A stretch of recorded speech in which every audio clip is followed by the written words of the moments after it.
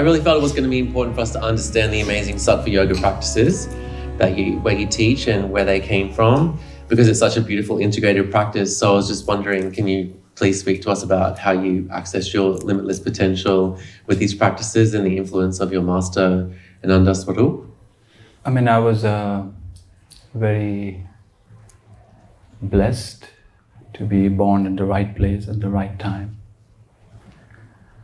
In this body, my Guruji was the first one after my father, and of course my mother, since she birthed me, to see me.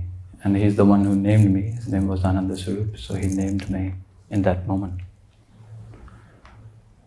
And by the grace of existence, before I was born, he used to travel all over the world and teach, and he was a private teacher. He was not, different masters play different roles, some more public, some more private, more recluse. And he was more of a private teacher. But thankfully, just before I was born, he said, later he told me that Spirit whispered in his ear that it was done, and he stopped traveling. And so I got to be with him for 18 years of my life, from birth to, so I grew up with him.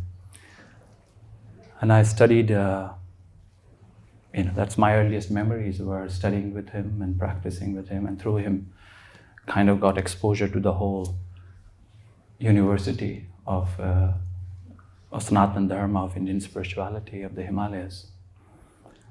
And I was a ferocious student. I loved learning, and I still do.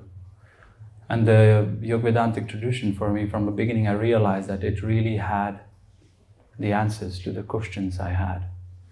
And these were not answers that you were asked to believe in, but rather to inquire into, and there were tools given to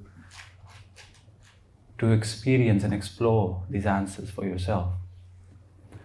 And so the beauty of the Indian tradition is that it is not a reductionist tradition. That's why it is still relevant, and we are all here because of that. We are not here through forced conversion, or somebody said, okay, if you don't go on Saturday, you will be a bad person or go to hell or something like that, hopefully. I hope you didn't send that email. You have to come. And so the tradition is really, it's a tradition of the people, right? It is not a tradition of a prophet. It's a tradition of the people, by the people, for the people. It's truly a democratic tradition. And so within our teachings of our tradition in India, there is not one tool. It's a toolbox, right? It's like if you were asked to, you have a car, and I said, you have some problem in the car, and let's fix this car. And I give you a screwdriver, and a screwdriver is very helpful, isn't it? It's a great innovation, and it helps you. But you can't fix a car just with a screwdriver. Even if I put stickers on it, make it longer, make it shorter, it's still a screwdriver. Yeah. And so in order to fix the car, you need a whole toolbox. And so the yogic tradition is a whole toolbox, right? It's not just one screwdriver or a hammer. If you're a hammer, then you just look at everything as a nail. Right? And hammers are very helpful when you have to hit a nail. But when you need a screwdriver, hammers are irrelevant. Yeah. And so that's where Sattva is born. Sattva just represents an integrated practice, a holistic practice. Or as I said, the whole doesn't actually exist on its own, right? The whole is just a collection of parts, just like the human body. The human body is a holon made up of parts. And those parts come together and something emerges from it. And that emergent expression of reality has a whole new intelligence about it. And so the word yoga really means unifying, right? And that's really ultimately the whole journey. The means are whole and the end result is whole, right? If your means are fragmented, the end result can't be whole. As is the means, so is the result.